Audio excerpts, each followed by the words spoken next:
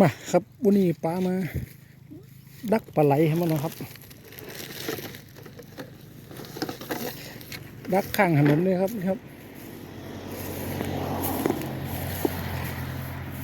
มีตีดักอยู่นี่ก็เอาให้เนี่ยน้ำมันหนักนะครับนี่ครับน่าจะมีนะครับ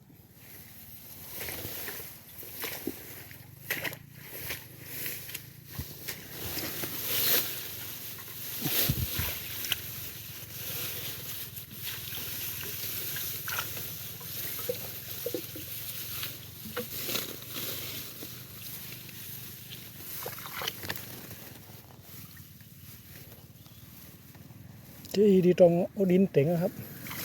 ดินวางไว้กันครับมันลอยแกงครับมันจมๆข้างใน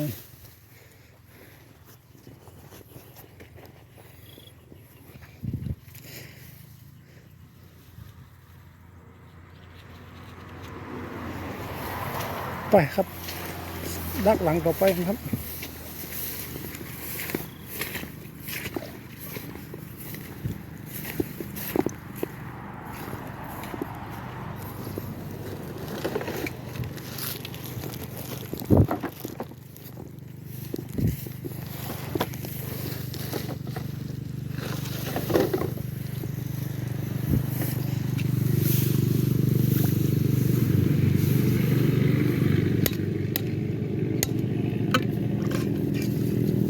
ปลาหอยซิลีนะครับ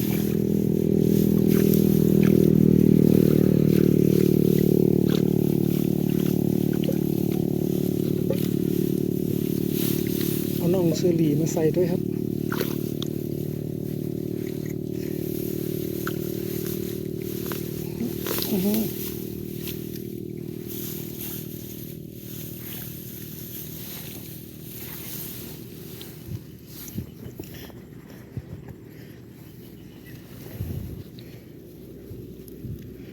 ต้องหมายทุกอันนะครับเดี๋ยวมันจะงง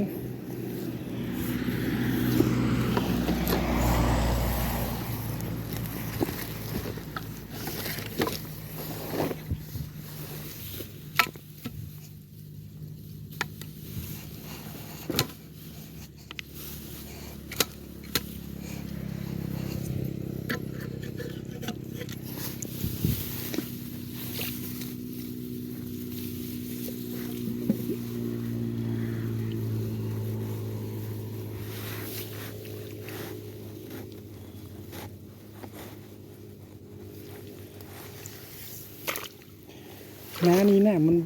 บ่ค่อยแห้งนะครับมันน่าจะมีปลาไหลเยอะกว่าที่อื่นนะครับ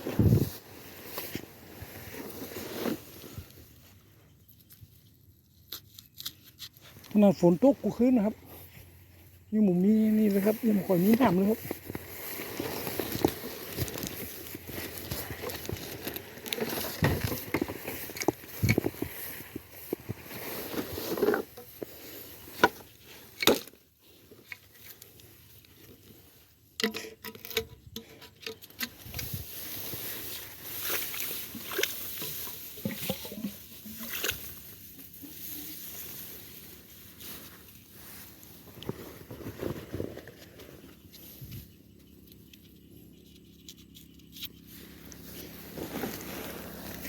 ไปครับไปดักเลย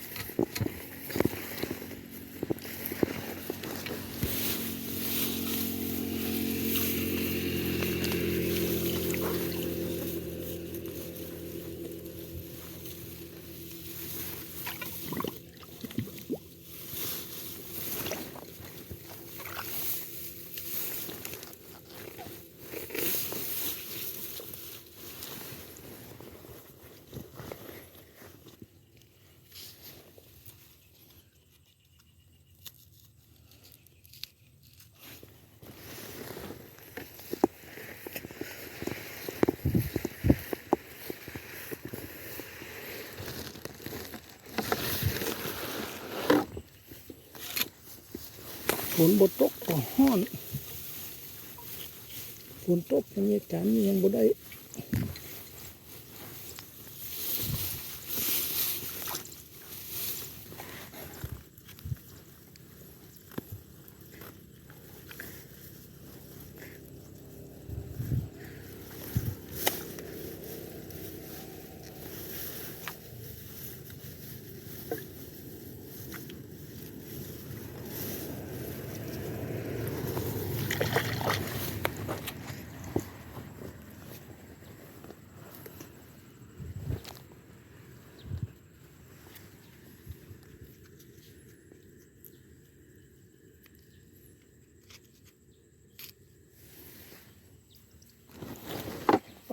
ไปต่อ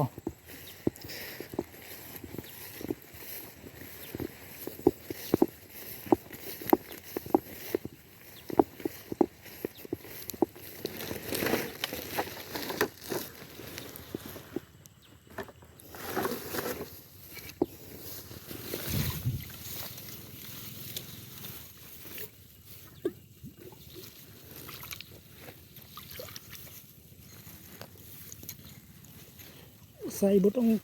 ห่างกันลำนะครับ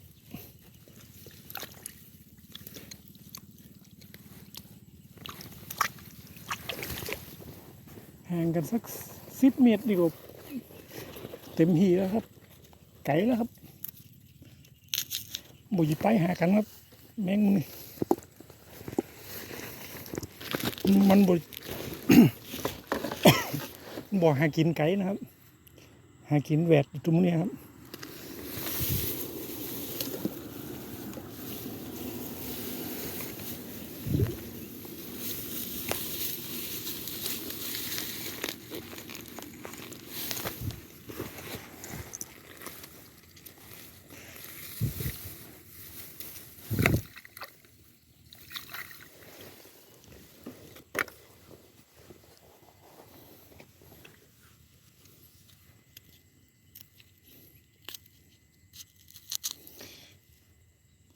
ไปครับเสร็จแล้วครับมันหุมเจ้ามาพรครับจะได้กี่ตัวครับ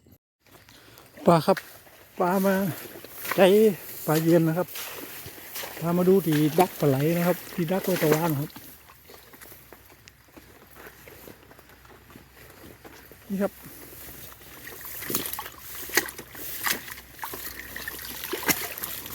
น้ำท่วมทั้งหมดนะครับฝนตกนักแก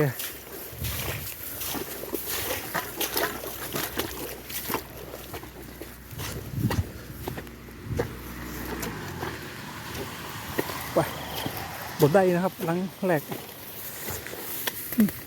น้ำท่วมทั้งหมดนะครับ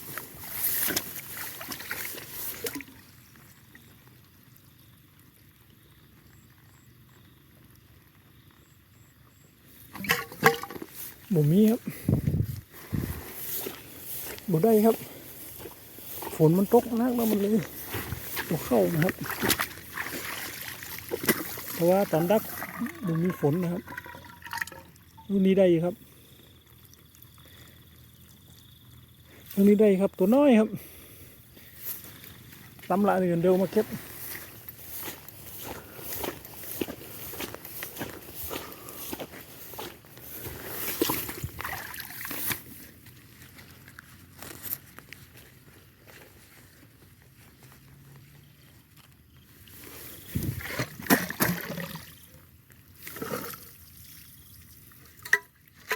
ดูได้ครับไปต่อครับ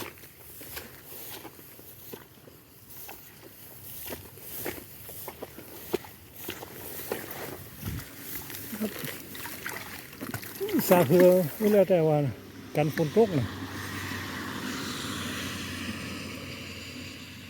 นี่ได้อยู่ครับตายครับบลอดครับ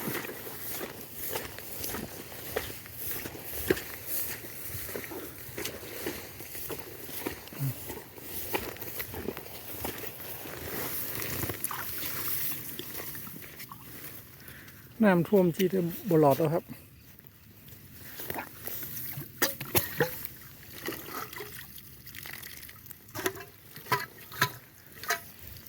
บุ๋มนี่ครับเนี่ย เริ่มหกหลังเนี่ยหกหลังนี่จะได้กี่ตัวหอยมาปิดปากหูมันนี่นะครับ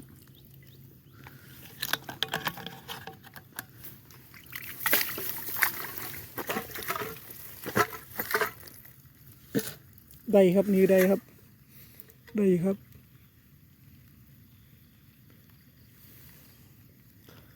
อันนี้บทตายครับอันนี้บทตายครับนี่ยังเป็นอยู่ครับ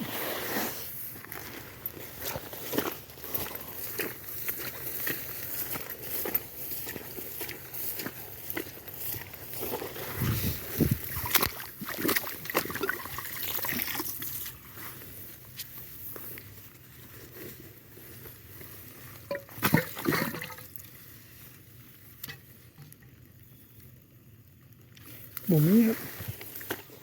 บทได้ครับโอ้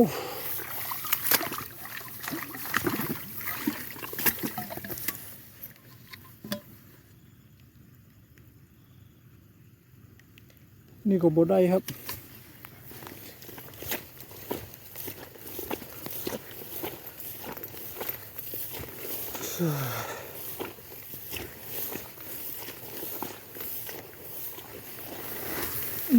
น้ำท่วมจริงนะครับหลอดยากครับถ้าน้ำท่วม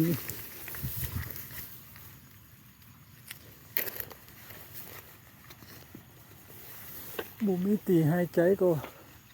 อยู่บ่ได้แล้วครับ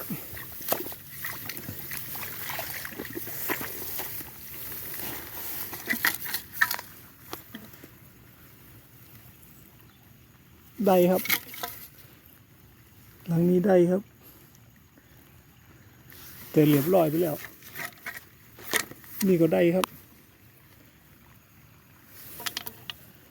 นี่ก็ได้ครับไปสองหลังสุดท้ายแล้วโอ้น้ำดูครับเอาหน่อยเหมาะขนาดครับน้ำหลังนี้ถ้าได้บดเนี่ยบดน่าจะตายยังบดจมน้ำดูครับ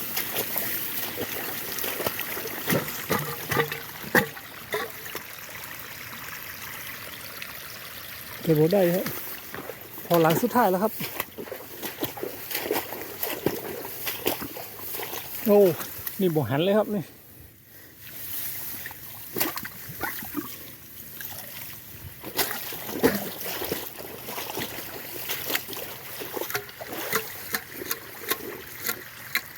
บ่ได้นะครับป่ะเดี๋ยวไปพอตอนแกะครับวันนี้จะได้กี่ตัวมาครับมาพอครับได้กี่ตัวครับวันนี้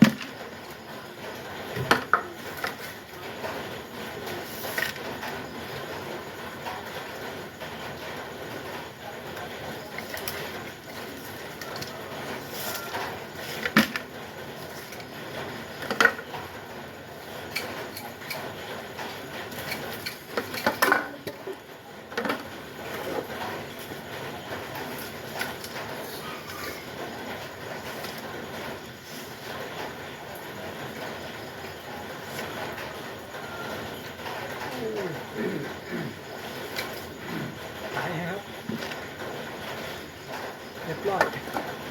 จมน้ำครับ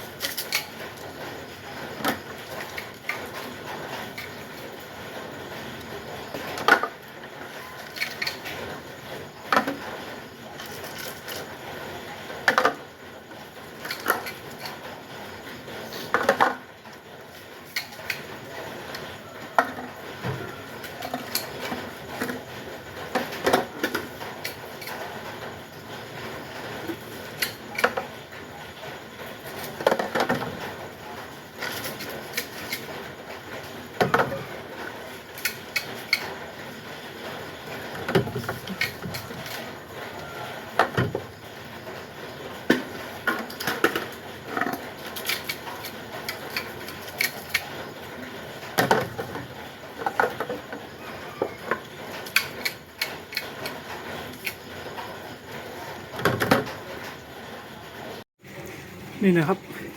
ได้เมื่อกี้ครับได้กี่ตัวเนี่ย2 4ได้5 ตัวแต่นะครับ